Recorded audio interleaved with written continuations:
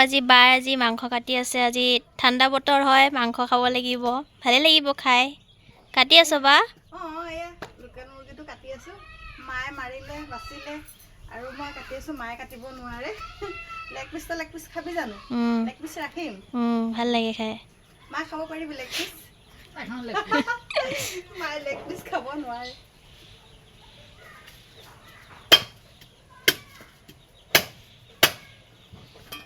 Local মুৰ্গী মাংস অকণমানেই হওক, সেইটো গাত লাগিব। মাহঁতে কৈ আছিলে, ভণ্টিয়ে কৈ আছিলে ব্ৰইলাৰ খাম বুলি। ঘৰতে মুৰ্গী আছে যেতিয়া লোকেল মুৰ্গী, আকৌ ব্ৰইলাৰটো কিয় খাব লাগে? ব্ৰইলাৰটো আমাৰতো গাত একো নালাগিব। সেইকাৰণে ঘৰতে মুৰ্গী পালোঁ আৰু বিক্ৰী নকৰোঁ। কেতিয়াবা অসুবিধা হ'লেহে বিক্ৰী কৰোঁ, নহ'লে ঘৰতে খোৱা হয়। আৰু আমাৰতো ইমান শক্তি নাই যে কিনি খাবলৈ, ইমান দামৰ 500 টকা মুৰ্গী কেজি। ঘৰতে পালি কৰি খাওঁ আৰু এনেকৈ। হ'ব দে। এইফালে মাংস হৈ গ'ল, ধুনীয়াকৈ হৈ গ'ল। এয়া অকণমান জোল থৈছোঁ, কাৰণ লোকেল মুৰ্গী অকণমান জোল থ'ব লাগে।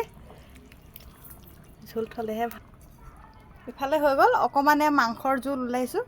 মাক বোলো দিমা ইহঁত তই খাই চাচোন, টেষ্টিং কৰি চাচোন, ধৰ। মাংসৰ জোল দিছোঁ, অকণমান দিওঁ। মায়ে মানে যিমানে মাংসকণ অকণমান খাবলৈ অসুবিধা হয়, অকণমান জোলটো দিওঁ, গাত শক্তি পাব, কেলচিয়াম পাব, সেইকাৰণে অকণমান দিছোঁ। কেনেকুৱা হৈছে? ঠিকে আছে, অকণমান নিমখ কমিছে। হয় নেকি?